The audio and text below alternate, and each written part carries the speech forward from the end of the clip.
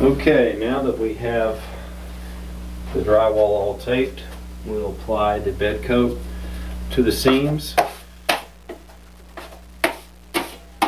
Already pre-mixed up another can of drywall compound.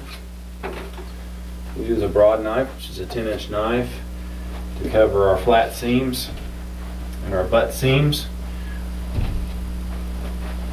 The mash tape has already been applied.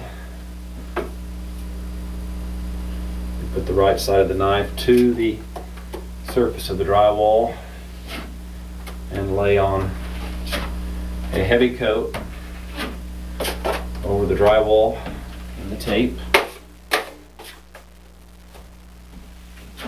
Go from ceiling to floor.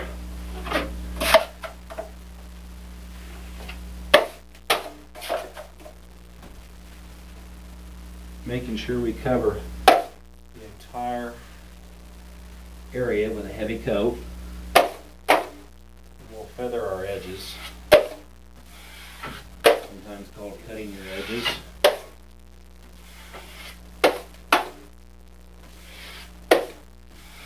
Both right and left side of the drywall seam.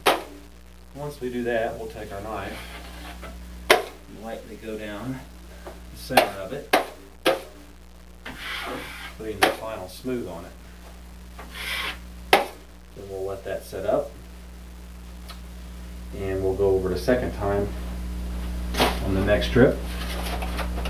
This time you can go ahead and get any other areas that might need some touch up, nail heads around receptacle plugs and so forth. Grab your 6-inch putty knife, reheat your screw heads, second coat. You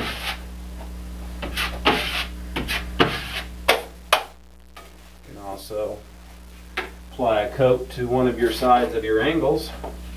It was taped earlier.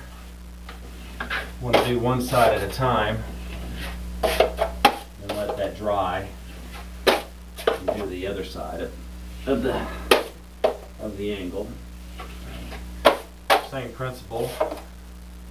You want to get a nice heavy coat all the way down it. Cut and feather any edges. And then take a final smooth trowel over it. Smooth it down. Clean up any excess that might be on the wall. You can do the same on the angles that go around the ceiling.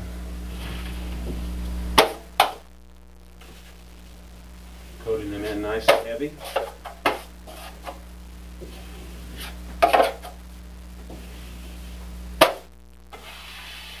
Feather your edge in, cut your edge, and take your knife and go lightly back over the surface.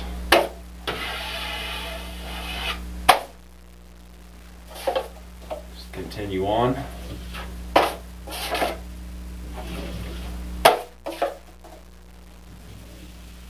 Putting a nice heavy coat on, fill in anything that might not be filled in properly. Cut your edges. Then one final pass over it to feather it down.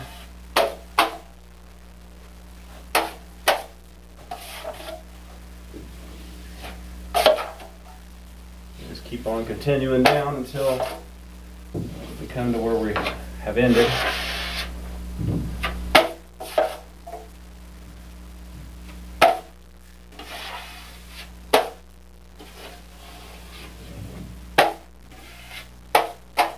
Just keep the process going.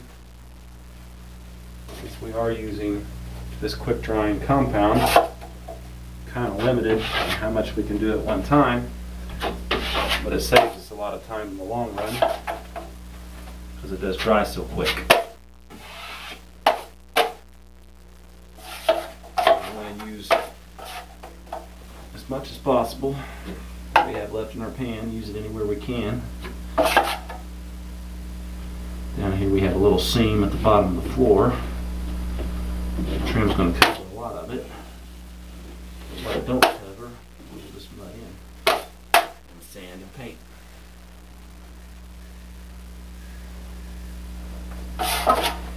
Always want to examine your wall.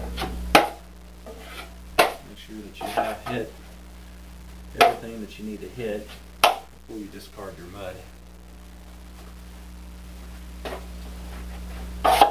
Any excess you can use anywhere, as in just filling in this seam, but it does have a recessed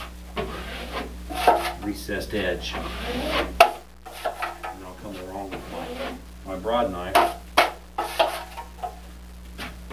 a heavier coat on it, and the next pan. Next pan of mud.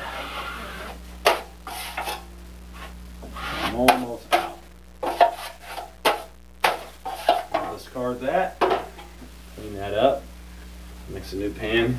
The next segment, we'll mud some more.